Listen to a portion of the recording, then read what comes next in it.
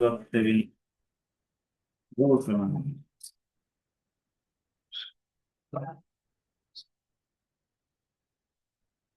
जय राधा माधव कुंज बिहारी जय गोपी जन वल्लभ गिरिवरधारी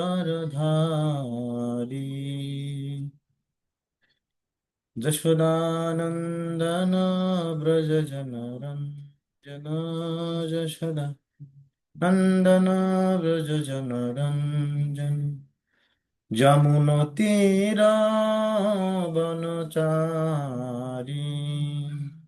যমুনতীরাবনচারী জয় রাধা মাধব কুঞ্জ বিহারী হরে কৃষ্ণ কৃষ্ণ কৃষ্ণ হরে হরে হরে রাম রাম রাম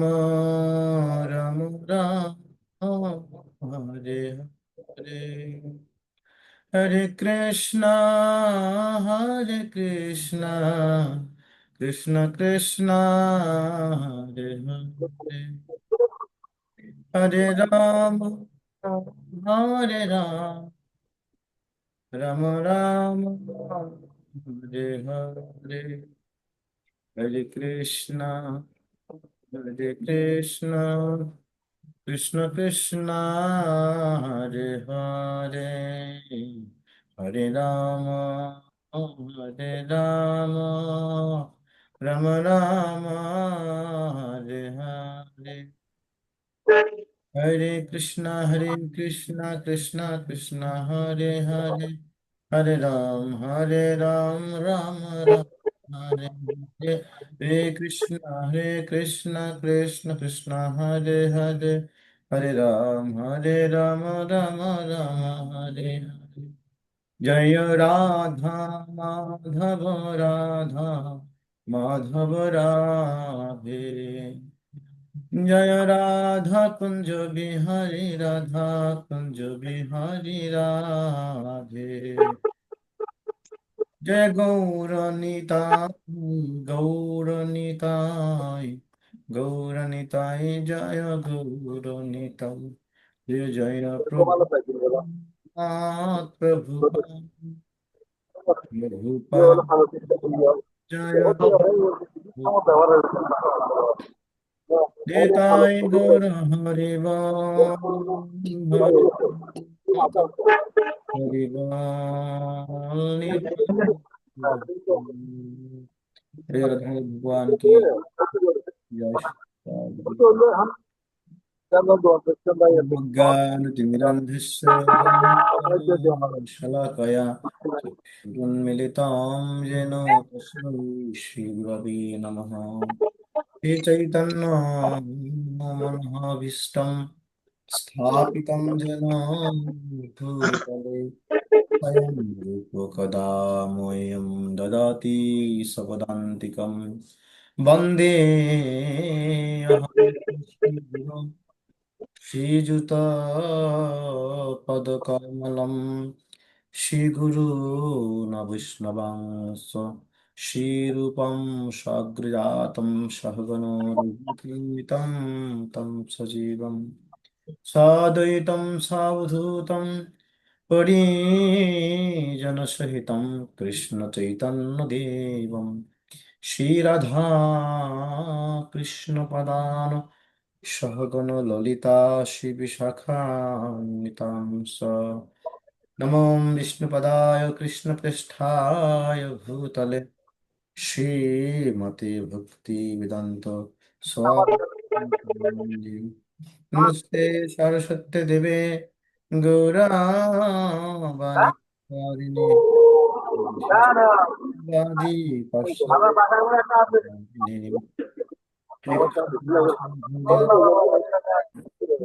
गोपिका कंचन गौरांगी राधे वृंदावनेश्वरी विषभानुसुते देवी प्रणमामि हरिप्रिये कल्पतरुभ्यः कृपासिन्धुभ्य एव च पतितानं पावनेभ्यो वैष्णवे नमो नमः। अजानुलम्बितभुजौ कनकावदातौ सङ्कीर्तनैकपितरौ कमलायताक्षौ विश्वम्भरौ द्विजवरौ जुगधर्मपालौ वन्दे जगत्प्रियकरौ करुणावतारौ। जय श्री कृष्ण चैतन्य प्रभु नित्यानंद श्री अद्वैत गदाधर श्रीवासादि श्री गौर भक्तवृंद। हरे कृष्ण कृष्ण कृष्ण हरे हरे, हरे राम राम राम हरे हरे। ओम नमो भगवते वासुदेवाय, ओम भगवते वासुदेवाय, ओम भगवते वासुदेवाय।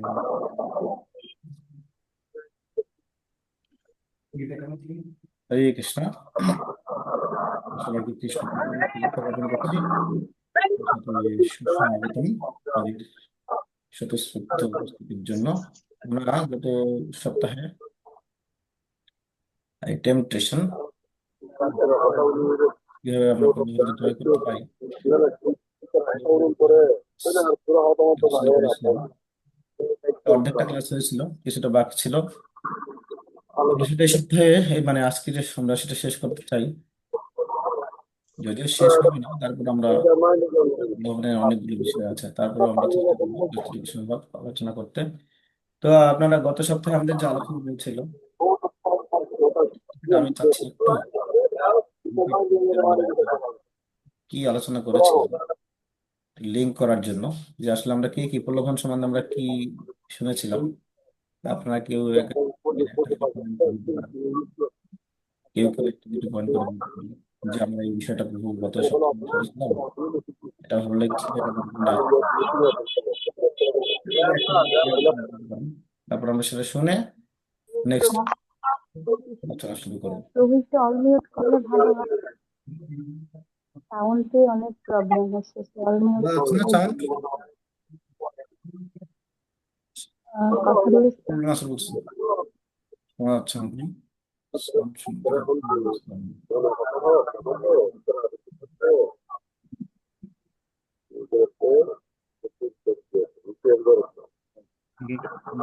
হরে কৃষ্ণ, শোনা যাচ্ছে এখন? শ্রীকৃষ্ণ প্রভু প্রভু এখানে একজনের কথা আসতেছে, বিকাশ মনে হয় ওনার। আচ্ছা, ওই একজন উনি আনমিউট করে রেখেছেন।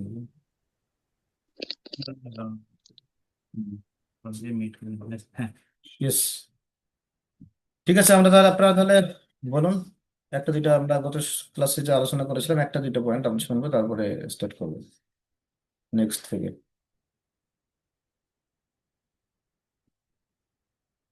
জাস্ট আমরা পূর্বের রিপিট করছি এই জন্য যে এটা লিঙ্ক টানার জন্য আমরা কি কতটুকু এসেছিলাম, বা কার কি এই বিষয়ে আলোচনা কি মনে আছে, একটা দুইটা পয়েন্ট বলবেন, একটা দুইটা শুনবো আমরা, তারপরে শুরু করবো।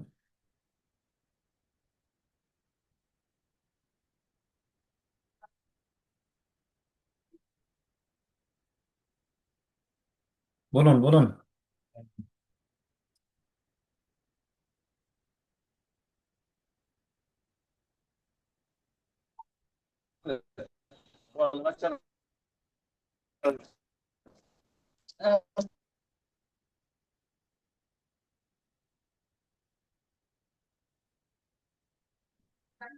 হরে কৃষ্ণ।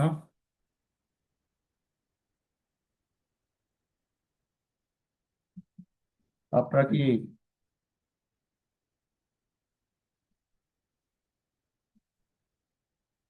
প্রভু হরে কৃষ্ণ। হরে কৃষ্ণ। প্রভু আমার এই একটা লাইন মনে আছে, বলুন। প্রলোভন আমাদেরকে প্রস্তাব দিতে পারে কিন্তু চাপিয়ে দিতে পারে না, প্রপোজ করতে পারে কিন্তু ইম্পোজ করতে পারে না। Yes, nice. এটা প্র্যাকটিক্যালি আমরা কিভাবে বুঝতে পারি, প্র্যাকটিক্যাল লাইফে কিভাবে সেটা হতে পারে?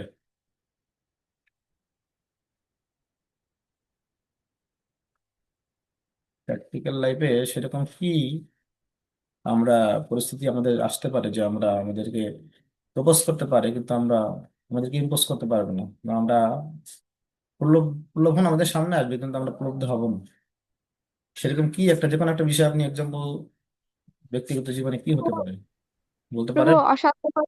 অস্বাস্থ্যকর খাদ্য, পরনিন্দা, ইয়েস। জামা কাপড়, অর্থ, এগুলো। সেগুলো আমাদেরকে সামনে থাকবে, সবসময় থাকবে, আশেপাশে ঘোরাফেরা করবে। যেহেতু আমরা ভক্ত, কৃষ্ণ ভক্ত, কোনো কিছুর অভাব নেই, চারিদিকে সবকিছু থাকবে। কিন্তু আমার জন্য কোনটা গ্রহণযোগ্য সেটা আমাকে বিচার করতে হবে শাস্ত্রের মাধ্যমে, অথরিটি, আমাদের গুরুদেবের নির্দেশ অনুসারে সেটা বিচার করতে হবে যে আমার আসলে আমার জন্য কোনটা, আমি সেটা গ্রহণ করবো। আমি ভক্তির অনুকূল যেটা, ভক্তি অনুকূল মাত্র কার্যর স্বীকার, ভক্তি প্রতিকূল ভাব বর্জন অঙ্গীকার।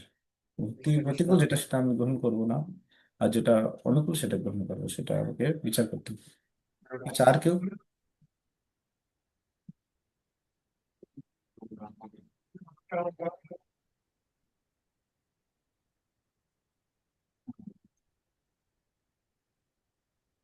1 ঘন্টার ক্লাসে আপনাদের আমরা অনেক বিষয়ে আলোচনা করেছিলাম।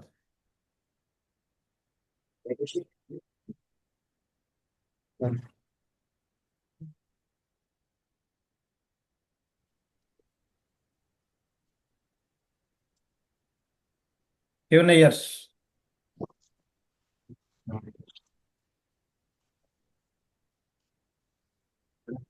প্রভু, আরেকটা বিষয় আছে। এ, আমাদের মন হচ্ছে একটা শিশুর মতো। যদি আমরা মনকে প্রশ্রয় দিই, তাহলে মানে কি প্রলোভনে পড়ে যাব, এটা আর কি। কিরকম আর একটু বুঝিয়ে বলেন, মনটা শিশুর মতো কেমন? কোন এক্সাম্পল দিয়েছিলাম আমি? প্রভু দিয়েছিলেন মনে হয়, ভুলে গেছি। একটা গাড়িতে করে বাবা তার ছেলেকে, ছোট ছেলেকে নিয়ে যাচ্ছে, ছোট শিশুকে নিয়ে যাচ্ছে। তো ওর একটা গন্তব্য আছে, ও একটা ঢাকাতে যাবে। চিটাগাং থেকে গাড়িতে উঠে 6টায় ঢাকা যাবে, 10টার মধ্যে বা 11টার মধ্যে ঢাকা যেতে হবে। তো ছোট ছেলে আছে পাশে বসা, ছেলেটা বারবার বলছে বাবা আমি গাড়ি চাই, আমাকে এটা এটা কিনে দাও, ওটা কিনে দাও।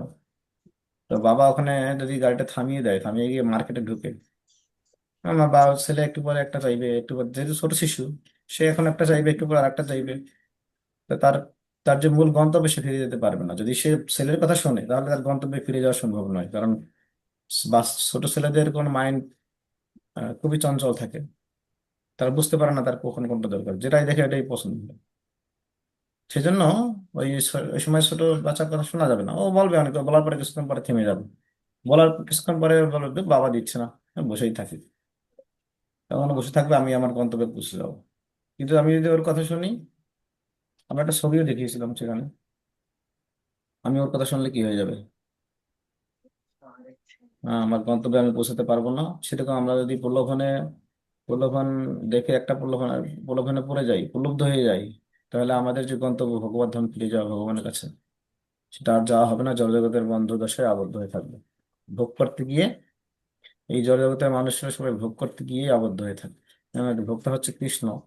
তো আমি যখন নিজেকে ভোক্তা মনে করবো, তখন এখানে আমাকে আটকে থাকতে হবে, এখানে কর্তা হয়ে থাকবো এই জড়জগতে, জন্ম মৃত্যু চক্রে ঘুরতে থাকবো। ঠিক আছে। হয়তো আপনাদের নেটওয়ার্ক সমস্যা, নেটওয়ার্ক তাহলে আমরা আহ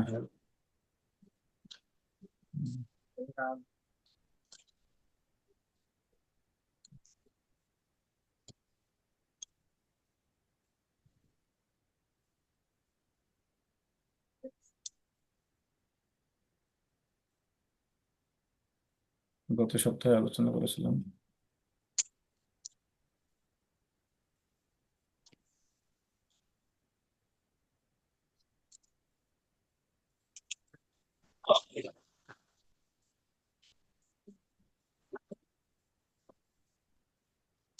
আমরা মনে হয় এতটুকু আলোচনা করেছিলাম।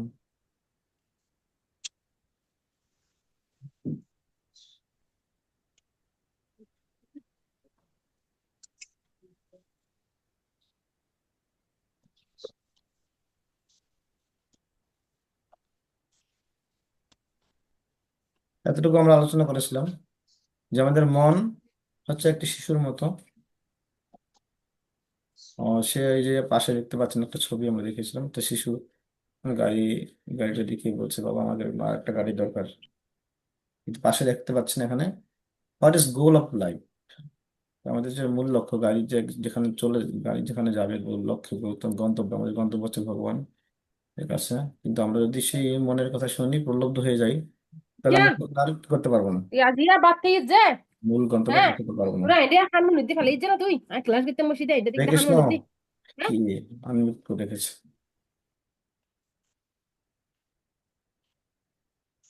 তো এখানে শিল প্রভুপাদ আমাদেরকে, প্রভুপাদ একটা শিক্ষা দিচ্ছেন। প্রভুপাদ তাৎপর্য থেকে প্রভুপাদের ভগবদ গীতার 18 অধ্যায়ের 38 শ্লোকে প্রভুপাদ বলেছে, একজন যুবক এবং একজন যুবতী যখন পরস্পরের সান্নিধ্যে আসে,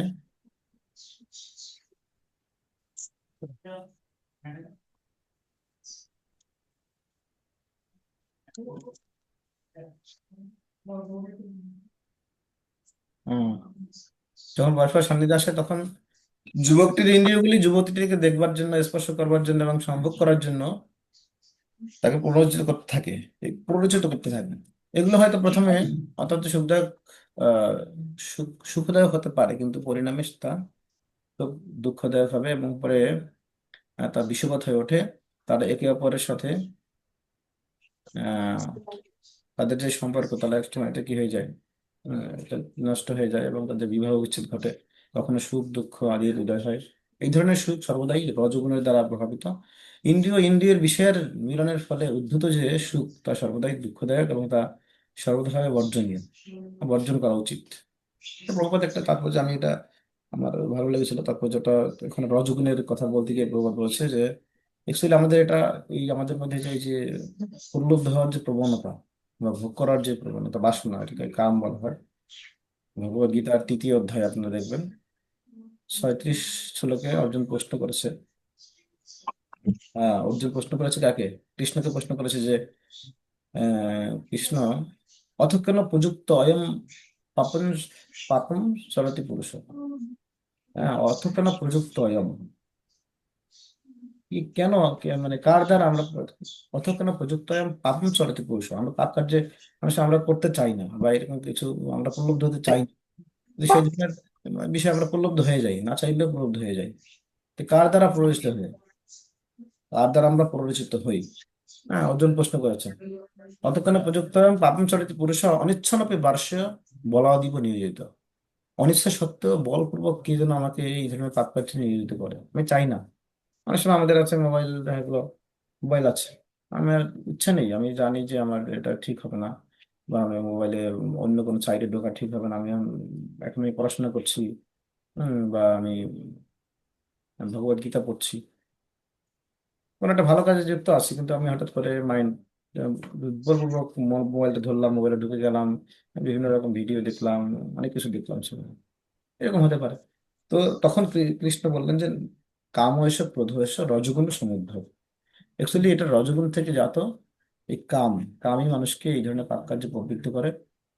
রজগুণে সমুদ্ধত সমুদ্ভব মহাশান মহাপাপমা বিদ্ধি নাম ইহ বলিলাম, যে তোমার চিরশত্রু কাম। এই কাম হচ্ছে চিরশত্রু, এবং এই কাম রজগুণ থেকে উদ্ভূত হয়।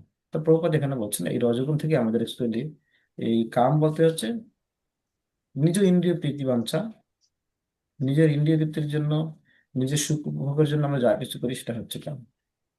তো সেজন্য সেটা, সেই ধরনের কাম কখনো আমাদেরকে সুখ দিতে পারে না। তো এই ধরনের প্রলোভনে আমরা যদি প্রলুব্ধ হই, এই ধরনের কোনো বিষয় যেটা আমাকে আমার সুখের জন্য, তখন চিন্তা করতে হবে এটাকে আমার আমার জন্য, আমার সুখের জন্য আমি ভাবছি বা আমার জন্য করতে চাই এটা, নাকি কৃষ্ণের জন্য। যদি আমার জন্য, তখন বুঝতে হবে সেটা কাম, এবং সেটা দ্বারা প্রলুব্ধ হলে আমরা অবশ্যই জড়জগতের বন্ধনে আটকে যাবো। তারপরে এখানে ওই আহ, অধ্যায়ে একদম 42 নম্বর শ্লোকে, 3য় অধ্যায় 42 শ্লোকে ভগবান বললেন, ইন্দ্রিয়াণি পরাণিয়াহু ইন্দ্রিয়ভ্য পরম মনঃ মনসতু পরাবুদ্ধি বুদ্ধির পরততুষ। তো আমরা যে ওই ধারাবাহিকভাবে যদি আলোচনা করি, 37 শ্লোকে এটা বললেন, অর্জুন প্রশ্ন করলেন, কে বলপূর্বক আমাকে কি করেন, কে যেন বলপূর্বক আমাকে অনিচ্ছা সত্ত্বেও পাপ কার্য, এই ধরনের পাপ কাজ আমাকে যুক্ত করে। তো কৃষ্ণ বললেন এটা হচ্ছে কাম, তোমার এটা হচ্ছে কামই আমাদের জীবের চিরশত্রু, এবং এই কামই আমাদেরকে প্রবৃত্ত করে। কাম মানে হচ্ছে আমাদের নিজের ইন্দ্রিয় তৃপ্তির বাসনা। তো এরপরে ভগবান বললেন, তো সেটা কামটা কিভাবে থাকে? তো বললেন, ধূমেন আবৃয়তে বহ্নি যথা আদর্শ মলিন চ, যথা আবৃত, যথা উল্বেন আবৃত গর্ভ, তথা তেন ইদম আবৃতম। তো বলছে যেরকম অগ্নি যেরকম ধোঁয়ার দ্বারা আবৃত থাকে। অনেক সময় দেখা যায় অগ্নি, আগুন আছে, কিন্তু ধোঁয়ার কারণে এমন ধোঁয়া হচ্ছে যে আগুনটা দেখা যাচ্ছে না, আগুনটাকে ঢেকে ফেলছে। আবার দেখা যায় তখন যদি বাতাস, ভালো করে বাতাস দেওয়া হয় একটু, তখন আবার আগুনটা জ্বলে ওঠে। কিন্তু আগুন ঢেকে রাখে, ধোঁয়ার মাধ্যমে সেটা দেখা যায় না আগুনটা। তো কখনো কখনো আমাদের এই প্রতিটি জীবের, মানে সমস্ত জীবকে তিনটা ভাগে ভাগ করা হচ্ছে এখানে। ধূমে না আবৃত বন্দি, মানুষকে বলা হচ্ছে মানুষের চেতনা হচ্ছে কিরকম, যেরকম ধোঁয়ার দ্বারা যেরকম আগুন আবৃত থাকে, তা মানুষের চেতনাটা হচ্ছে সেরকম কামের দ্বারা মানুষের চেতনা সেভাবে আবৃত। একটু বাতাস দিলেই সেটা আবার জ্বলে উঠবে। আমাদের মধ্যে প্রেম রয়েছে, কিন্তু এই ধোঁয়ারূপ, কামরূপ একটা ধোঁয়া আমাদের সেই প্রেমটাকে আটকে রেখেছে। আর হচ্ছে বলা হচ্ছে আদর্শ, যথা আদর্শ মরণচ। আদর্শ মানে হচ্ছে আয়না। হ্যাঁ, আমরা যে আয়না দেখি, তো আয়না যেরকম, আয়না যদি আপনি আয়না যদি ধুলা পড়ে, ধুলা জমে যায়, তখন আয়নার চেহারা দেখা যায়। তো সেটাকে বলা হচ্ছে জীবজন্তু যেগুলো আছে, পশু পাখি, তারা হচ্ছে, স্পেশালি পশু পাখির কথা বলা হচ্ছে, পশু পাখির চেতনা হচ্ছে হ্যাঁ সংকুচিত। তাদের এরকম, তারা হচ্ছে ধুলা যেরকম, আয়না আয়না যেরকম ধুলা পড়ে গেলে একদম দেখা যায় না। হ্যাঁ, সেটা অনেক ভালো ভালো করে পরিষ্কার করতে হয়, তারপরে সাবান দিয়ে, ডিটারজেন্ট দিয়ে পরিষ্কার করলে তারপরে দেখা যায় সেরকম। আর এরপরে বলা হচ্ছে যথা উল্বেন আবৃত গর্ভ। গর্ভ যেরকম জরায়ুর দ্বারা আবৃত থাকে, জরায়ুর দ্বারা যেরকম গর্ভ একদম কি এমন ভাবে আবৃত থাকে, জরায়ুটা দেখা যায় না। জরায়ু এমন ভাবে আবৃত থাকে, গর্ভের ভিতরে কি আছে দেখা যায় না, অনেক একটা মোটা আস্তরণ থাকে। তথা তেন ইদম আবৃতম, সেরকম গাছপালাগুলো, যেগুলো আমাদের স্থাবর, মানে গাছপালা, ওদের চেতনা এতই এতই আরো গভীরভাবে আটকানো, ওদের চেতনা এমন ভাবে আটকানো কামের দ্বারা, যে ওরা সেখান থেকে বেরো অনেক কঠিন। সেটা গাছপালা ওই চেতনা করা হচ্ছে। তা আমাদেরটা হচ্ছে, আমাদের মানুষের চেতনা হচ্ছে ধোঁয়ার দ্বারা যেরকম আগুন আবৃত থাকে, তো ধোঁয়াটাকে, শ্লোকটা কত নম্বর স্লাইড এটা হচ্ছে দেখতেছেন? 41 নম্বর শ্লোক। আমরা বলছিলাম 37 বললাম, অর্জুন প্রশ্ন করেছে। 37 হচ্ছে কৃষ্ণ বললেন কাময়েষ ক্রোধশ রজোগুণ সমুদ্ভব মহাশূন্য ভাব বিদ্যমান ইহ বৈরিণম। তারপরে তারপরে বললেন যে, তো সেই কোথায় থাকে সেই সেই কামের অবস্থান কোথায়? তো তখন 37, 38, 38 বললো যে এইটা 38 নম্বর, এটা হচ্ছে 38 নম্বর শ্লোক। 38 নম্বর শ্লোক, ঠিক আছে। এই যেটা ধূমেন আবৃত বহ্নি, এটা হচ্ছে 38 নম্বর শ্লোক, তৃতীয় অধ্যায়ের 38 নম্বর শ্লোক। এরপরে এরপরে 39 নম্বর শ্লোকে বললেন যে এটা এটা এই উম, যে এই যে তিন ভাবে আবৃত থাকে, তো সেই কামের অবস্থান কোথায়? তো তখন বললেন ইন্দ্রিয়ানি পরাণি, তখন বললেন যে সেটা হচ্ছে কোথায় থাকে? ইন্দ্রিয়ানি মনোবুদ্ধি অশ্ব অধিষ্ঠান উচ্চতে এতই বিমোহয়তি এসো জ্ঞানম আবৃত্তি দেহিনম। ইন্দ্রিয়, মন এবং বুদ্ধিতে সেই কাম আশ্রয় করে থাকে। সে কাম কোথায় অবস্থান করে? ইন্দ্রিয়ের মধ্যে। আমাদের ইন্দ্রিয় 10টা ইন্দ্রিয় আছে, চক্ষু কর্ণ নাসিকা জিহ্বা ত্বক, হ্যাঁ, মুখ, পানি, পায়ু, উপস্থ। তো বলছে এই মন, এই বিশেষ করে চক্ষু কর্ণ নাসিকা জিহ্বা ত্বক, এইখানে এই কি থাকে, এই কামের অবস্থান। এবং এই ইন্দ্রিয়, মন এবং বুদ্ধি 3 জায়গায় থাকে। হ্যাঁ, তারপরে ভগবান বললেন তাহলে কি করা উচিত? তারপরে 41 নম্বর শ্লোকে বললেন যে তস্মাৎ তস্মাত্তম ইন্দ্রিয়াণি আদৌ। তাহলে প্রথমে কি করতে হবে? যদি আমরা সেটাকে, সেই কামকে জয় করতে চাই, প্রথমে আমাদের কি করতে হবে? তস্মাত্তম ইন্দ্রিয়াণি আদৌ, প্রথমে আমাদেরকে ইন্দ্রিয়গুলোকে কি করতে হবে? ইন্দ্রিয়গুলোকে সংযত করতে হবে। তস্মাত্তম ইন্দ্রিয়াণি আদৌ নিয়ম ভরতর্ষভ। এবার তো সব, তুমি নিয়ম মানে কি, নিয়ন্ত্রণ করো আগে, সংযত করো, ইন্দ্রিয়গুলোকে আগে সংযত করো। তস্মাত্তম ইন্দ্রিয়াণি আদৌ নিয়ম ভরতর্ষভ পাপমানম প্রজহহি येनम জ্ঞান বিজ্ঞান নাশনম। মহাবীর কাম তো এখানে বললেন যে কি করা উচিত? সেই ইন্দ্রিয়গুলোকে আগে, কারণ কেননা ইন্দ্রিয়গুলো কেন আগে করতে হবে? যদিও এখানে বলা হচ্ছে এই শ্লোকে দেখেন ইন্দ্রিয়ানি, এর পরের শ্লোকে বলা হচ্ছে যে এটা কি 42 নম্বর শ্লোকে, যে ইন্দ্রিয়ের থেকে মন শ্রেষ্ঠ, মন থেকে বুদ্ধি শ্রেষ্ঠ, বুদ্ধি থেকে আত্মা শ্রেষ্ঠ।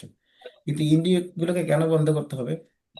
যেমন মনে করেন আপনি একটা কলসিতে, আপনার একটা সোনার কলসি আছে, তো সোনার কলসি আছে, তো সোনার কলসি যদি আপনি জল, সোনার কলসি আছে কিন্তু সোনার কলসির নিচে 5টা ছিদ্র আছে। কি আছে? কলসির নিচে 5টা ছিদ্র আছে।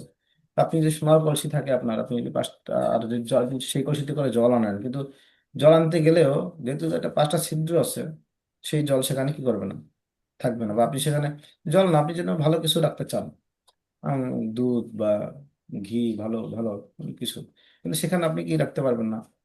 তো বলা হচ্ছে যে ছিদ্র, সেই 5টা ছিদ্র হচ্ছে আমাদের ইন্দ্রিয়গুলো। তা আগে ছিদ্রটা বন্ধ করতে হবে। তা আমরা যদি ইন্দ্রিয়গুলোকে এরকম ছেড়ে দিই, যখন যেটা মানে সব সব দিকে তাকাই, সব দিকে তাকাতে গেলে আমাদের ইন্দ্রিয়গুলো তখন কি হবে? ধ্যায়তে বিষয়ান পুংস সংগস্ত শিল্পজাতে সংগাত সঞ্চয়। যদি আমরা অন্য কিছু দেখবো, এরকম ভালো প্রলোভন বিষয় কিছু দেখবো, তখন কত স্বাভাবিকভাবে আমরা সেটা আকৃষ্ট হয়ে যাব। আর আমাদের মধ্যে যে কামটা আছে, সেটা একসময় সেটা আসক্তি প্রথমে কি, ধ্যায়তে বিষয়ান পুংস সংগস্তে শিল্পজাতে সংগাত, হবে মানে আসক্ত হবো। আর সংগাত সঞ্জয়তে কাম, আর সেই আসক্ত হয়ে পড়ে সে কাম, মানে আমাদের যে বাসনা আছে, সত্য বাসনা, সেটা ভোগ করার বাসনা, ভোক্তা মনোভাব, সেটা জাগ্রত, ভোগ করতে ইচ্ছা হবে তখন। সেজন্য এদিক ওদিক তাকানো যাবে না। সেই বিষয়ে ভগবান ভগবত গীতায় 2য় অধ্যায়ের সম্ভবত 38 নম্বর, 58 নম্বর শ্লোকে বলা হয়েছে যে উম, ওখানে একটা সুন্দর উদাহরণ দিয়েছে। যথা এটা হচ্ছে কচ্ছপের এক্সাম্পল দিয়েছে, কচ্ছপ। হ্যাঁ, তো কচ্ছপ কি করে? কচ্ছপ যখন বাইরে বের হয়, তখন সে যখন চারিদিকে তাকায় যে কোনো মানুষ আছে কিনা, যদি কোনো মানুষ তাকে ধরবে এরকম কিছু থাকে, পরিস্থিতি থাকে, সে চুপ করে হাত পা গুলো গুটিয়ে বসে থাকে। যদা সংহারতে চ অয়ম কুর্ম অঙ্গানি এব সর্বস্ব, যদা সংহারতে চ অয়ম কুর্ম অঙ্গানি এব সর্বস্ব ইন্ডিয়ানি ইন্ডিয়ার থেব্য তস্য প্রজ্ঞা প্রতিষ্ঠিতা। কিন্তু যখন সে আবার, যখন দেখে কোনো দিকে কোনো মানুষ টানুষ নাই, কেউ আমাকে ধরবে না, আমাকে ধরার মতো কেউ নেই, তখন সে হাঁটতে থাকে। আবার যখন দেখে কোনো দূর থেকে কোনো শব্দ বা সাউন্ড, কোনো মানুষ আসছে, তাড়াতাড়ি পা গুলো সব ভিতরে ঢুকিয়ে দেয় খোলসের মধ্যে, আর গুটিয়ে বসে থাকে, মুখ টুক সব ভিতরে ঢুকিয়ে যায়, চোখ।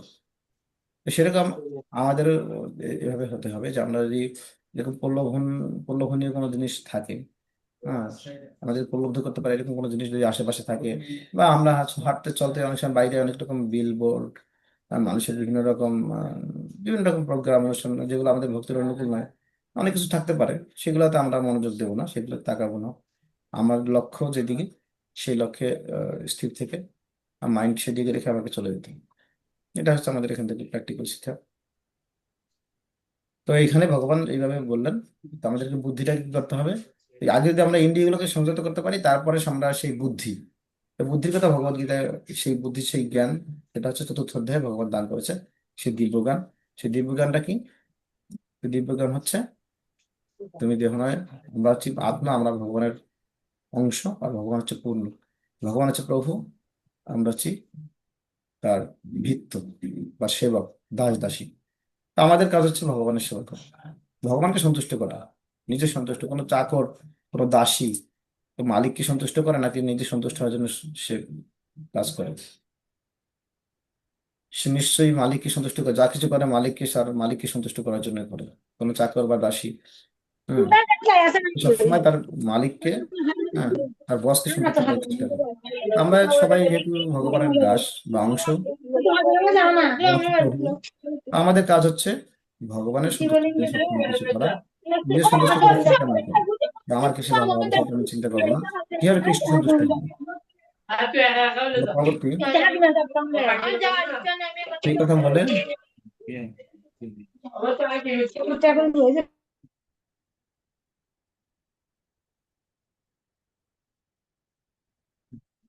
হুম, সেই আমরা বললাম, এই 43 নম্বর শ্লোকে বললাম, তো এবং বুদ্ধে পরম বুদ্ধা সমস্ত ভাত্মনমাত্মনা জহি শত্রু মহাবাহ কামরূপম দুরাসদম। সেই এবং বুদ্ধে পরম বুদ্ধ, পরম বুদ্ধি, পরম বুদ্ধি মানে হচ্ছে যেটা বললাম, সেই বুদ্ধিটা কি? এই যে আমরা, সেই বুদ্ধির কথা কিন্তু ভগবান আবার 4র্থ অধ্যায়ে, এই যে 3য় অধ্যায়ের শেষ, এই লিঙ্কটা ওখানে গিয়ে পড়ছে। 4র্থ অধ্যায় কি জ্ঞান যোগ, সেই জ্ঞান দান করছে, সেই জ্ঞান, জ্ঞান সম্বন্ধে বলা হয়েছে 4র্থ অধ্যায়ের 37 নম্বর শ্লোকে আপনারা দেখবেন, 37, 37, 38 নম্বর শ্লোকে ওখানে বলছে যে যথা এধাংসি সমৃদ্ধ অগ্নি ভস্মসাৎ কুরুতে অর্জুন আহ, জ্ঞানাগ্নি সর্বকর্মাণি ভস্মসাৎ কুরুতে তথা, ভস্মসাৎ কুরুতে তথা, মানে বলা হচ্ছে যে যথা এধাংসি সমৃদ্ধ, সমৃদ্ধ মানে কাষ্ঠখণ্ড, অনেকগুলো কাষ্ঠখণ্ড যেরকম অগ্নি, অগ্নি যখন কোনো কাষ্ঠখণ্ডে, যখন শুকনো কাষ্ঠখণ্ডে যখন অগ্নি প্রজ্বলন করা হয়, তখন সেটা একদম ভস্মীভূত হয়ে যায়, পুরো ছাই হয়ে যায়। তো বলছে সেই জ্ঞানাগ্নি, জ্ঞানাগ্নি সর্বকর্মাণি ভস্মসাৎ কুরুতে তথা, সেরকম এই জ্ঞান, কি জ্ঞান? এই যে আমরা দেহ নিয়ে, আমরা আত্মা, ভগবান আছেন প্রভু, আমরা হচ্ছে তার নিত্য দাস, আমাদের কাজ হচ্ছে কেবল ভগবানের সন্তুষ্ট করা, নিজের সন্তুষ্টির জন্য কখনোই চিন্তা না করা। তো আমি যখন নিজের সন্তুষ্টির কথা চিন্তা করবো না, নিজের কোনো উপভোগের বিষয় থাকবে না, কেবল কৃষ্ণ হচ্ছেন পূর্ণ, উনি হচ্ছেন ভোক্তা, ভক্তরাম যোগ্য তপস্যাম সর্বলোকম ঈশ্বর, আর আমরা হচ্ছি ভোগ্য বা আমরা হচ্ছি তার দাস। তা আমরা সেই ভোক্তাকে হেল্প করবো, উনি যাতে ভালো করে ভোগ করতে পারে, সবকিছু তার ভোগ্য জিনিস, তিনি একমাত্র ভোক্তা, আমরা ভোক্তা নই।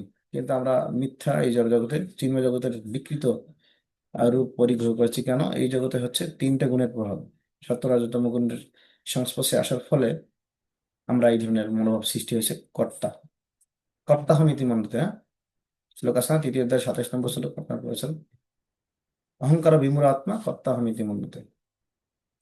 সে সে মনে করে যে আমি সবকিছু করছি, কিন্তু সবকিছু করছে প্রকৃতির নিয়ম, সবকিছু হচ্ছে, আমি কোনো একটা কাজ করলে বলে এটা আমি করেছি, না, এটা প্রকৃতির, প্রকৃতির 3 গুণের প্রভাবে সেটা সম্পাদিত হয়। কোনো কাজ আমরা এই জগতে করছি, সেটা 3 গুণের প্রভাবে সম্পাদিত হচ্ছে, কিন্তু আমি মনে করছি আমি করছি, আর এটা ভগবানের ইচ্ছায় পরমাত্মা সেটাকে স্বীকৃতি দিচ্ছে। তো পুরোটাই ভগবানের নিয়ন্ত্রণ রয়েছে, আমরা সেটা বুঝতে পারি না। সেই জ্ঞান 4র্থ অধ্যায়ে দান করা হয়েছে, আপনারা 4র্থ অধ্যায় 3য় অধ্যায় ভালো করে পড়তে পারেন, ওখানে ডিটেলস বলেছেন। তো আমরা পরবর্তী আমরা দেখবো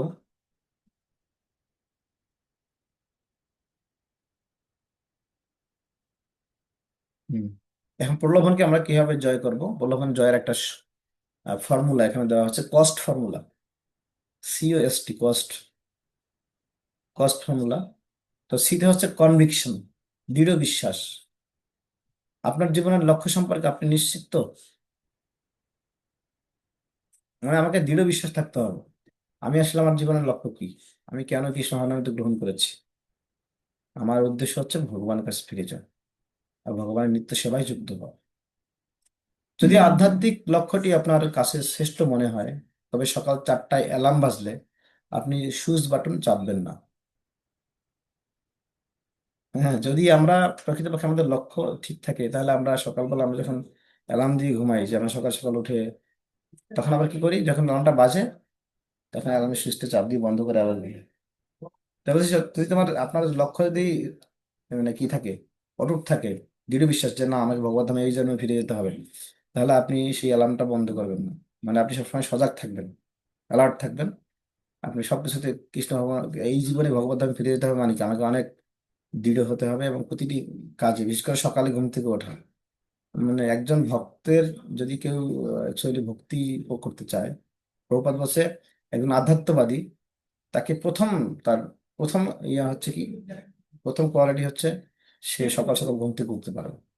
সকাল সকাল ঘুম থেকে না উঠলে সেখানেই কি হয়ে যাবে, তার যে একটা সম্ভাবনা, সেটা সেখানেই বন্ধ হয়ে যাবে। তবে সকাল সকাল ঘুম থেকে উঠতে হবে। আমি বলছি না যে এখানে হয়তো অনেকে আছেন যারা অত সকালে উঠেন না, বা আপনাদের সেরকম অভ্যাস নেই, তারা ধীরে ধীরে আপনারা অভ্যাস করবেন আস্তে আস্তে। এখন যখন যদি 5টায় ওঠেন, তাহলে আপনারা একটু 10 মিনিট 20 মিনিট আগে ওঠার চেষ্টা করবেন, এভাবে অভ্যাস করবেন, এভাবে 1 মাস 2 মাস 3 মাস করবেন, তারপর আবার একটু বাড়াবেন, এভাবে আপনারা প্র্যাকটিস করতে পারবেন। আর যারা ইতিমধ্যেই ভক্তি জীবনে আরো অগ্রসর হয়েছেন, আশ্রিত দীক্ষিত রয়েছেন, তাদের তো কথাই নেই, তাদের এখানে এই এই নিয়ম পালন করতে হবে। 4টায় অ্যালার্মটা, সুইচ বাটন চাপবেন না। তারপর হচ্ছে কনভিকশন গেল, ওতে হচ্ছে ওপেননেস, খোলামেলা হওয়া। অনেক সময় আমরা বলা হচ্ছে আপনার সংগ্রাম এবং ব্যর্থতার কথা কোনো বন্ধুর সাথে শেয়ার করবেন। শেয়ার করার কথা বলছে, মানে কোনো বন্ধু বলতে সেরকম বন্ধু যারা আমাদের আধ্যাত্মিক বন্ধু, যার কাছে আমি বলতে পারি দদাতি প্রীতিকেন্দ্রে গুজ্জম আখ্যাতি পৃচ্ছতি, শিররূপ গোস্বামী পাদ বলেছেন সেই কথা, যে গুজ্জম আখ্যাতি পৃচ্ছতি, এমন একজন ব্যক্তি থাকা উচিত হয়তো সে আমার বন্ধু না হতে পারে, বন্ধু বলতে সে আমার কাউন্সিলর হতে পারে, যার কাছে আমার মনের কথা, হ্যাঁ, যেমন আমি কোনো একটা এমন একটা কাজ করে ফেলেছি যেটা আসলে আমার ভক্তি জীবনের জন্য খুব খারাপ, যখন একটা নিয়ম ভঙ্গ করেছি আধ্যাত্মিক জীবনে। তো সেটা আমি যদি, অথবা আমি কোনো একটা খারাপ বিষয়ের দিকে আমার মাইন্ড বিক্ষিপ্ত হচ্ছে, বা আমি মাইন্ডটা অন্যদিকে ঢুকে যাচ্ছে, অন্য কোনো একটা বাইরের কোনো খারাপ সম্পর্কে যুক্ত হয়ে গেছি আমি ইতিমধ্যেই একটু একটু করে।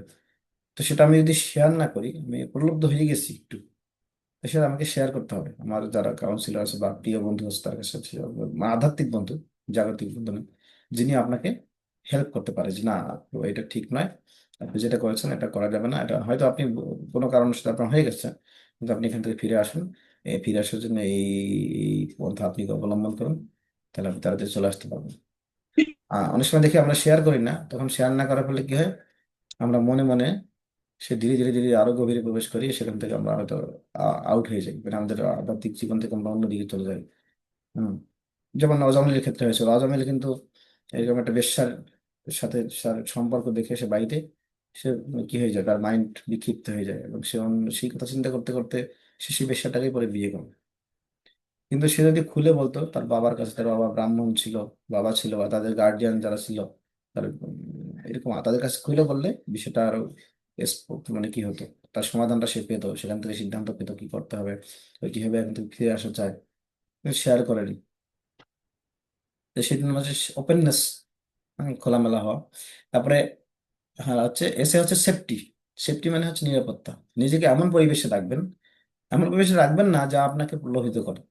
মানে এমন আমাদের দেখা যায় একটা বিয়ের অনুষ্ঠান বা কোনো একটা এরকম জাগতিক অনুষ্ঠান, অথবা আধ্যাত্মিক অনুষ্ঠানই, কিন্তু সেখানে যেমন আমাদের কৃষ্ণ হনামিতে দেখা যায় বিবাহের অনুষ্ঠান, বা যেটা হচ্ছে সরাসরি আধ্যাত্মিকতার সাথে, মানে কি, যদিও সেখানে বৈদিক মতে হচ্ছে, কিন্তু সেখানে এমন গান নাচ হচ্ছে, অনেক বিভিন্ন আমরা দেখতে পাই এখন বর্তমান সময়ে পূজা পার্বণ যেগুলো হচ্ছে, দুর্গা পূজা, সরস্বতী পূজা, বিভিন্ন পূজা মন্দিরে, মন্দিরগুলোতেও বিভিন্ন রকম জাগতিক গান চালিয়ে বিভিন্ন রকম নাচ তারা করে। তো বিভিন্ন রকম কার্যক্রম তারা সেখানে রাখে। তো সেখানে আমরা সেই সমস্ত কার্যক্রমের সাথে আমরা সেখানে আমরা নিজেদেরকে কি রাখবো না, বসিয়ে রাখবো না, আমরা মাইন্ডে সেখানে কি করবো না, যুক্ত করবো না। কারণ কি, আমি যদি সেখানে মাইন্ড যুক্ত করি বা সেটাতে আমি মনোনিবেশ করি, তাহলে আমার মাইন্ড কি হতে পারে, প্রলুব্ধ হতে পারে। তো নিজেকে এমন পরিবেশে রাখবেন না যা আপনাকে প্রলোভিত করে। তো মদ ছাড়তে চাইলে মদের দোকানে আড্ডা দেবেন না। আপনি যদি মদ ছাড়তে চান, তাহলে আপনি মদের দোকানে আড্ডা দেবেন না। তা আমি মনে করেন আমি অসৎ সঙ্গ পরিত্যাগ করতে চাই, বা জাগতিক জীবনে আমি হয়তো বন্ধু বান্ধবের সাথে আড্ডা দিতাম, বিভিন্ন রকম ইন্দ্রিয় তৃপ্তির বিষয়ে উপভোগ করতাম। তো আমি সেই রকম কোনো পরিস্থিতি পরিবেশে আমি যাব না। আমি সেখান থেকে, এই যে কচ্ছপের কথা এক্সাম্পল, আমরা কচ্ছপের এক্সাম্পল দিয়েছিলাম, কচ্ছপ সবসময় নিজেকে গুটিয়ে রাখেন তার নির্দিষ্ট লক্ষ্যে ফিরে যাওয়ার জন্য। সে কৃষ্ণ মানে ভগবত ধামে যাওয়ার জন্য আমার যা যা দরকার সেই ধরনের প্রোগ্রামে আমি অংশগ্রহণ করবো। যেগুলো আমার ভক্তির অনুকূল সেগুলোতে আমি যাবো, যেগুলো প্রতিকূল সেগুলোতে আমি কি দেবো না, সময় দেবো না। সময় দিলে আমি সেখানে কি হয়ে যেতে পারি, সেটার প্রতি আসক্ত হয়ে যেতে পারি। সেটা শুধু আমরা না, এমনকি শিব ব্রহ্মাদি দেবতারাও কি হয়েছে, প্রলুব্ধ হয়ে গেছেন। এই জন্য শিবজি একবার কি হয়েছে, উনি একবার পার্বতী মাতা একবার কামার্ত হয়ে গেছে, উনি শিবজির সঙ্গ কি করেছেন, প্রার্থনা করেছেন, শিবজির সঙ্গ করেছেন, তারপর কার্তিকের জন্ম হয়েছে। তো প্রভুপাদ এই ভগবদ গীতার একটা তাৎপর্য, শ্লোকের তাৎপর্য প্রভুপাদ এই এক্সাম্পল দিয়েছেন। সেটা হচ্ছে দ্বিতীয় অধ্যায়ের 62-63 শ্লোকের তাৎপর্য প্রভুপাদ বলছেন। তো এরকম শিবজি কি হয়েছে, শিবজি কার্তিকের জন্ম হয়ে গেল। আর আবার প্রভুপাদ পরে এর পরেই এক্সাম্পল দিয়েছে কার, শিল হরিদাস ঠাকুর। তো হরিদাস ঠাকুর তার যুবক বয়সে তিনি, তার কাছে এসেছিল বেশ্যাকে, এই কি নাম, লক্ষ্যহীরা, লক্ষ্যহীরা এসেছিল গভীর রাতে।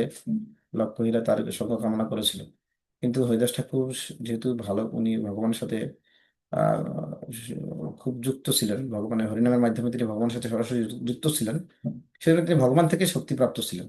সেজন্য তিনি আর তার দ্বারা প্রভাবিত হন না, এবং তিনি তাকে প্রভাবিত করে তাকে ভক্ত তৈরি করেছিলেন। তো আমরা তো সেই রকম যুক্ত নই। তা আমাদের তো কথাই নেই, আমরাও উপলব্ধ হতে পারি, আমরা এরকম পরিবেশ আসলে আমরা যে কোনো সময় উপলব্ধ হতে পারি। প্রভুপাদ তাৎপর্য বলেছেন যে যদিও আমাদের কৃষ্ণ ভাবনামীতে কি রয়েছে, যারা নিজে কামকে নিয়ন্ত্রণ করতে পারে না, তাদের বিবাহের কি রয়েছে, বিবাহের একটা সিদ্ধান্ত দেওয়া আছে, তাদের বিবাহ করে তারা তাদের কামকে তারা নিয়ন্ত্রণ করতে পারে।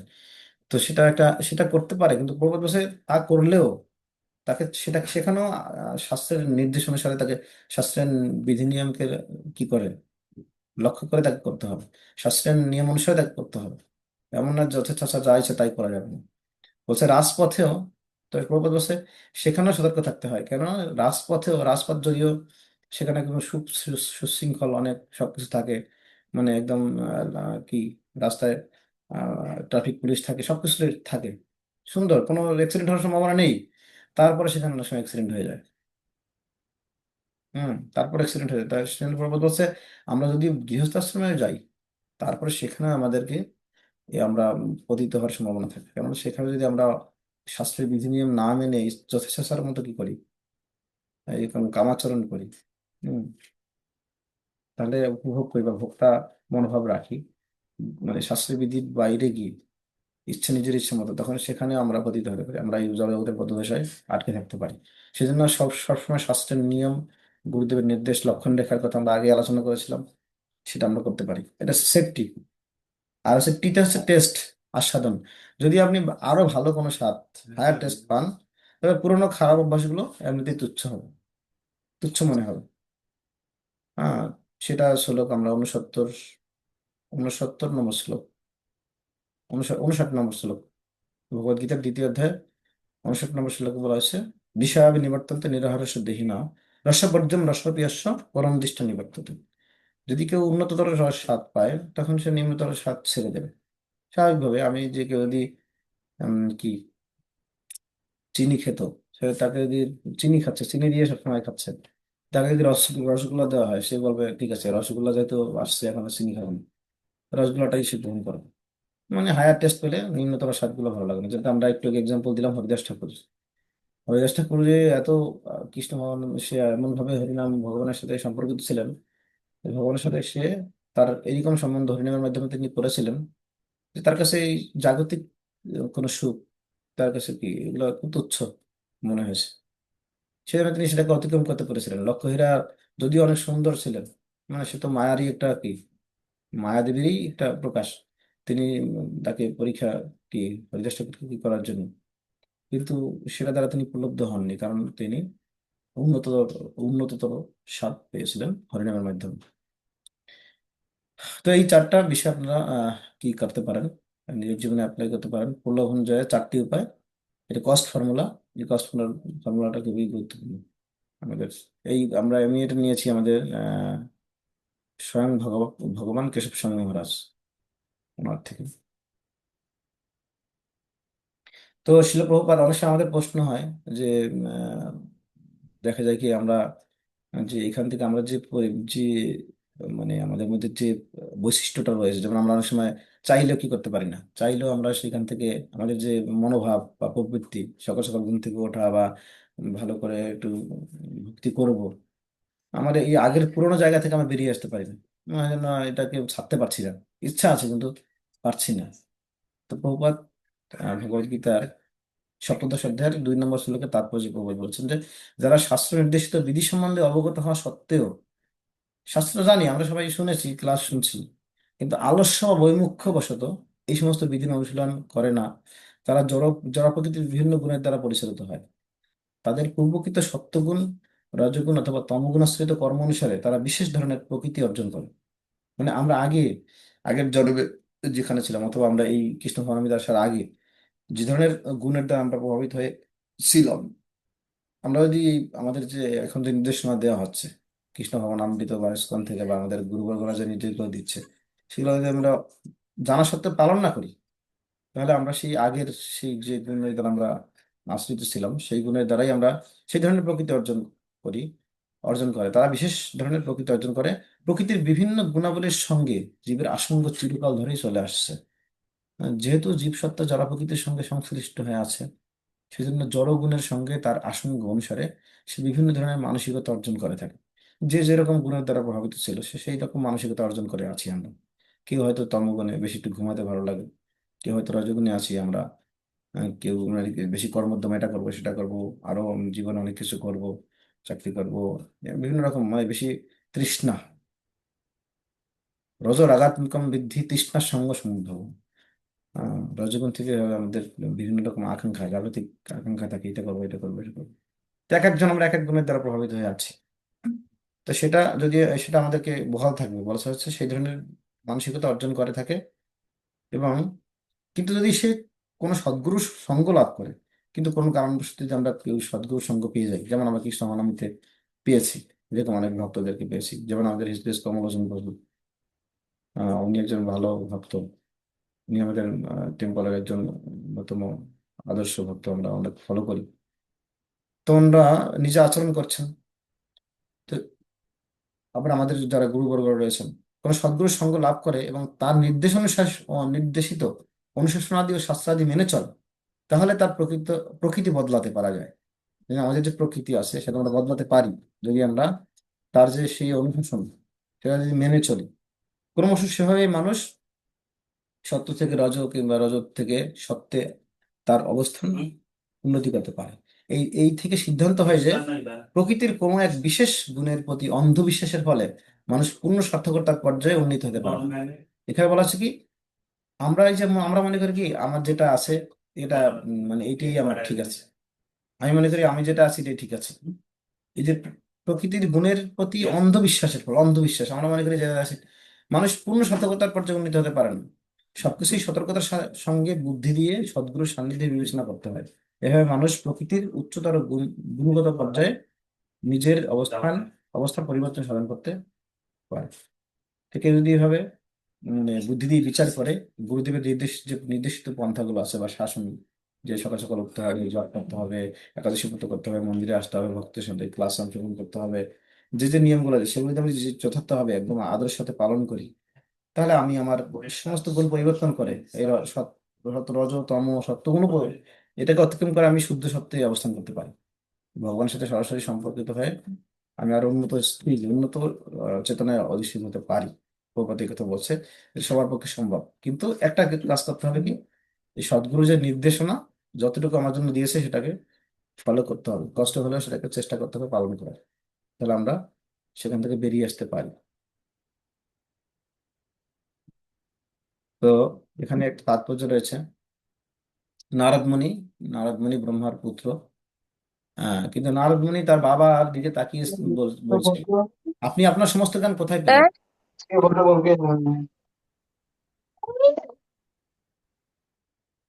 হুম। তো বলছে আপনি আপনার সমস্ত জ্ঞান কোথায় পেলেন? আপনি আপনার সমস্ত জ্ঞান কোথায় পেলেন? আপনি আপনার সমস্ত শক্তি কোথায় পেলেন? আপনি যা শিখেছেন তা কোথা থেকে শিখলেন?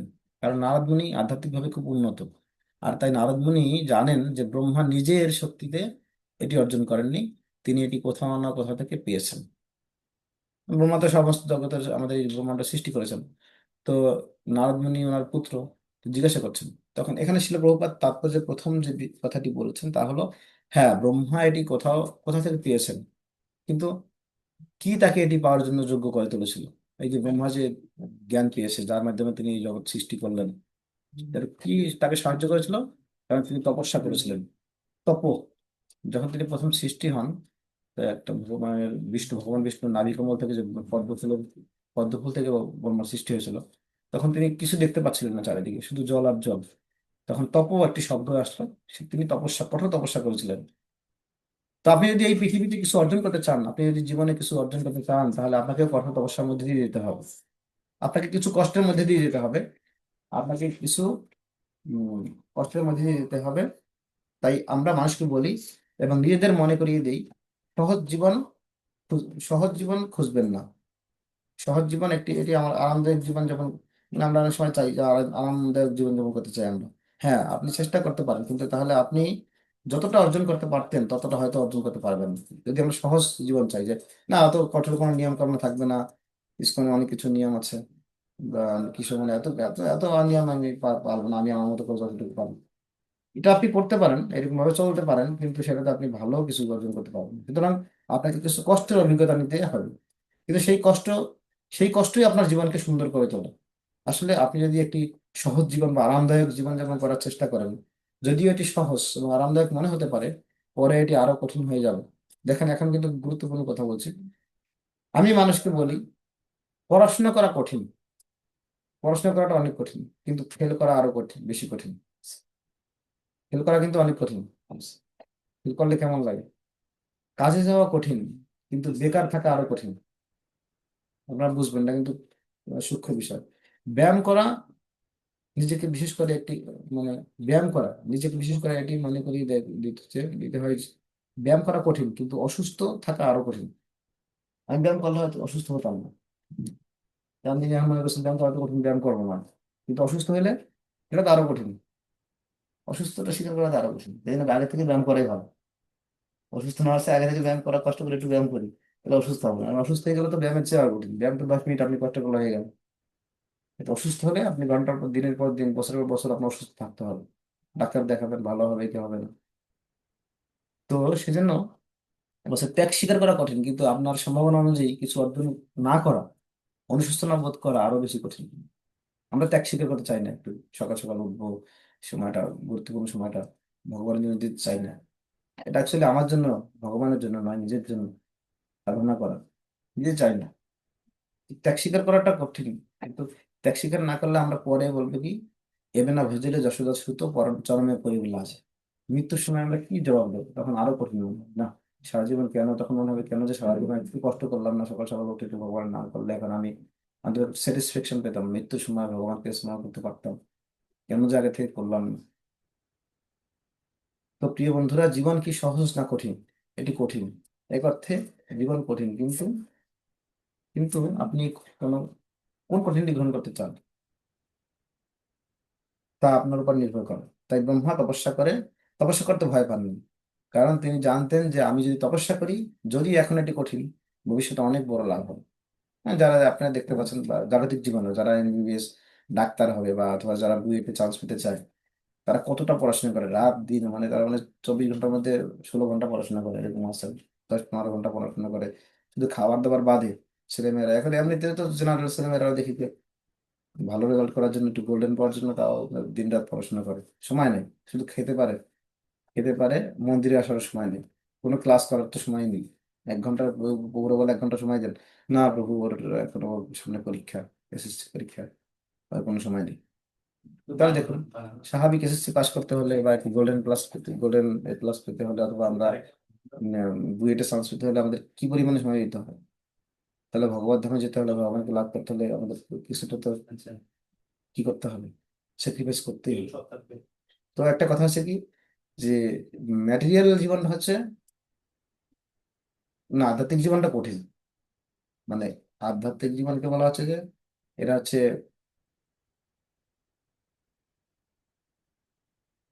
আধ্যাত্মিক জীবনটা হচ্ছে কঠিন। মানে এটা হচ্ছে কি, ম্যাটেরিয়াল জীবন হচ্ছে কি, কোনো ম্যাটেরিয়াল জীবন হচ্ছে, জাগতিক জীবন হচ্ছে কি, ইম্পসিবল। আর স্পিরিচুয়াল জীবনটা হচ্ছে কি, পারমার্থিক জীবনটা হচ্ছে মানে কি বলে এটাকে, পারমার্থিক জীবনটা কঠিন, কিন্তু জাগতিক জীবন হচ্ছে কি, মানে এটা ইম্পসিবল, সম্ভব না।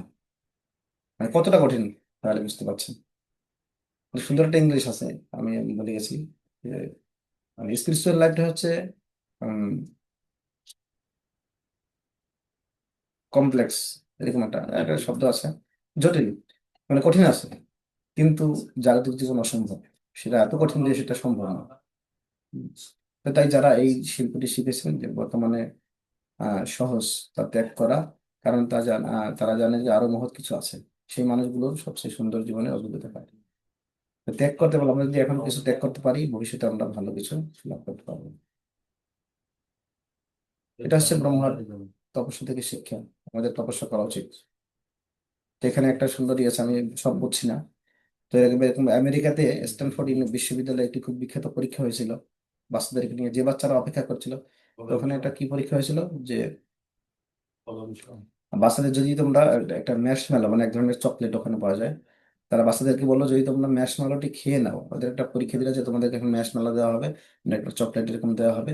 আমাদের এখানে হইতে পারে অন্য কিছু, মজু, অথবা কি বলে ওটাকে, ললিপপ, কোনো একটা কিছু হতে পারে। তো মাশমেলো খেতে ওদেরকে বলো, তারা তারা বাচ্চাদেরকে বলো যদি তোমরা ম্যাশমেলোটি খেয়ে নাও, কোনো সমস্যা নেই, যদি তোমরা অপেক্ষা করো এবং ম্যাশমেলোটি না খাও, তবে 30 মিনিট পরে আমরা তোমাদেরকে আরেকটি ম্যাশমেলো দেবো, পছন্দ তোমাদের। তো কেউ কেউ খেয়ে ফেললো, আর কেউ কেউ অপেক্ষা করলো। তারা নোট করলো কারা কারা অপেক্ষা করেছিল এবং কারা কারা খেয়ে ফেলেছে। সে বাচ্চাদের উপরে গবেষণা করলো, এবং গবেষণা করে তারা দেখলো যে বাচ্চারা অপেক্ষা করেছিল, মানে খায়নি, একটু ওয়েট করেছিল, যে বাচ্চাদের সেই যে বাচ্চাদের বর্তমানে সহজ জিনিসটিকে না বলার ক্ষমতা রয়েছে, শেষ পর্যন্ত তারা ভালো চাকরি পেয়েছে, বেশি আয় করেছে, জীবনে অনেক কিছু অর্জন করেছে। তারা এটা কি কি গবেষণা চালিয়ে রেখেছে। এবং যারা যারা কি করেছিল, সহজেই খেয়ে ফেলেছিল বলা দেওয়া সহ, তারা যে ভালো কিছু করতে পারেনি। তো এটা একটা, তো শিলপ্রভুপাদ তাৎপর্য ব্যাখ্যা করেছেন যে ব্রহ্মা এখন নারদ মুনির কাছে ব্যাখ্যা করতে যাচ্ছেন যে আসলে আমি আমার সমস্ত জ্ঞান কৃষ্ণের কাছ থেকে পেয়েছি। কারণ ব্রহ্মা তপস্যা করার পর ব্যাখ্যা করা ব্রহ্মা তপস্যা করার পর ব্যাখ্যা করা হয়েছে যে কৃষ্ণ ব্রহ্মার হৃদয়ে আবির্ভূত হয়েছিলেন। তিনি তার হৃদয়ে আবির্ভূত হলেন এবং ব্রহ্মাকে প্রয়োজনীয় সমস্ত জ্ঞান দান করলেন। মাঝে মাঝে জীবনে আমরা বিভ্রান্ত হই, আমাদের কোন ধারণা থাকে না যে আমি কে, আমি কোথায়, আমার কি করার কথা। এবং মাঝে মাঝে আমরা জানি না যে কোনো নির্দিষ্ট পরিস্থিতিতে কি করতে হবে, কোন নির্দিষ্ট পরিস্থিতিতে আমাদের কি করা উচিত। কিন্তু কৃষ্ণ বলেন আসলে আমি তোমার হৃদয়ে আছি এবং আমি তোমাকে জ্ঞান দেব। যদি কেউ কৃষ্ণের সাথে যুক্ত হয়, তবে আসলে তাকে কোনো পরিস্থিতিতেই অনিরাপদ বোধ করতে হবে না। কৃষ্ণ আপনার হৃদয়ের ভেতর থেকে আপনাকে নির্দেশ দেবেন এবং বলবেন প্রতিটি পরিস্থিতিতে কি করতে হবে। তো আমরা যদি কৃষ্ণ ভগবানে থাকি, ভক্তের সঙ্গে যুক্ত থাকি, তাদের কাছ থেকে পরামর্শ গ্রহণ করি, তাদের নির্দেশ অনুসারে, শাস্ত্রের নির্দেশ অনুসারে জীবনযাপন করি, আমরা এই প্রলোভন থেকে মুক্ত হতে পারি এবং আমরা আমাদের প্রকৃত গন্তব্য আমরা ফিরে যেতে পারি। হরে কৃষ্ণ। সবাইকে অনেক ধন্যবাদ। আমরা আজকে ক্লাস এখানেই আলোচনা রাখছি। আপনাদের যদি কারো কোনো প্রশ্ন বা মন্তব্য থাকে আপনারা করতে পারেন। হরে কৃষ্ণ। একটা প্রশ্ন আছে।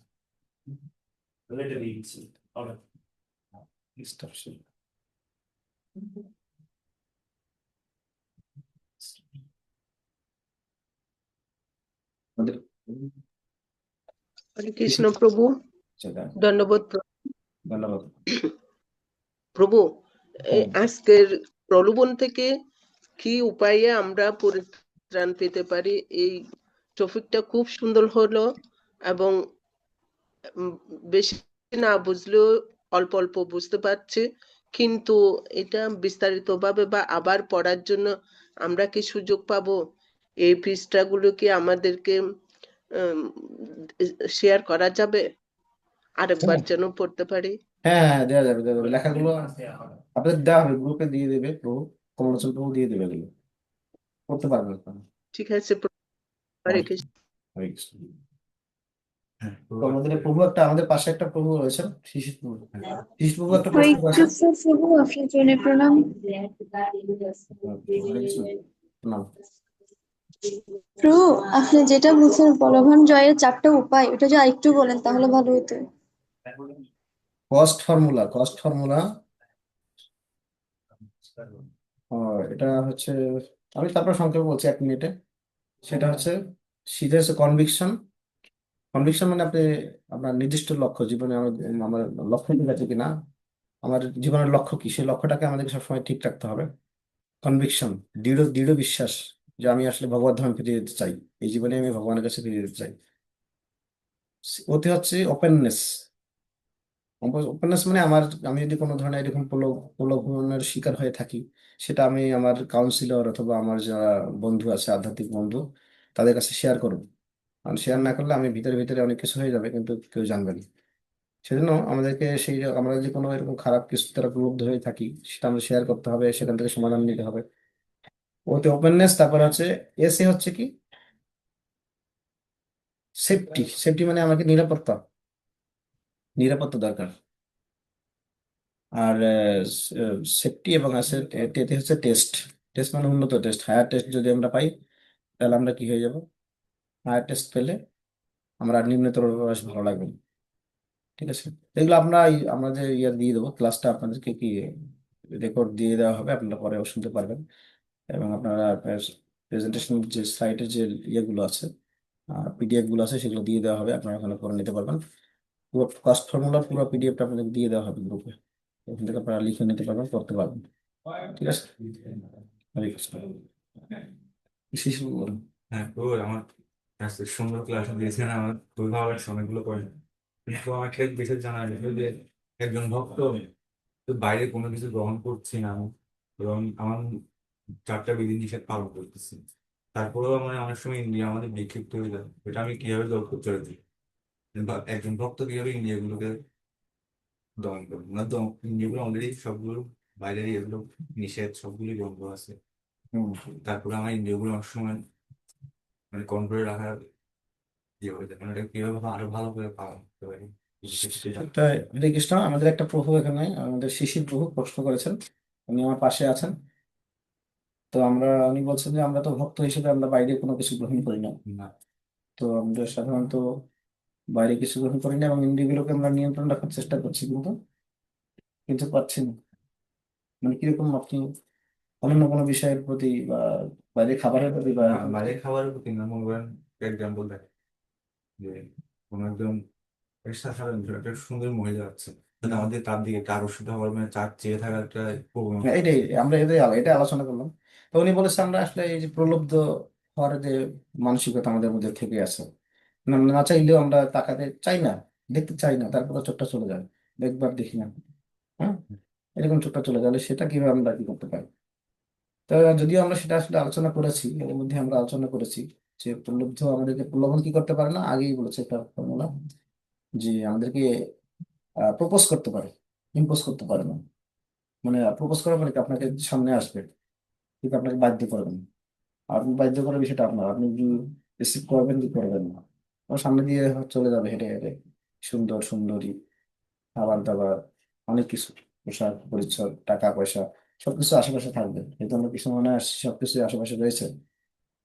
কিন্তু আমরা ডিসাইড করব আমি কোনটা গ্রহণ করবো। আর সেটা আমরা বলছি যে ভক্তি অনুকূল মত কার্য শিক্ষা এবং শাস্ত্রের যে নিয়ম আছে, সে অনুসারে আমাকে কি করতে হবে। এই যে এটা হচ্ছে ওই যে বললাম না, তসমাৎ তম ইন্দ্রিয়ানি আদৌ, প্রথমে ইন্দ্রিয়গুলোকে নিয়ন্ত্রণ করতে হবে, ইন্দ্রিয়গুলো জোর করে আপনাকে সংযত করতে হবে। ঠিক আছে, এখন আমি দেখছি চারদিকে এরকম পরিস্থিতি, তাহলে আমি ওইদিকে তাকাবো না, আমি আমার কাজে মনোনিবেশ করবো।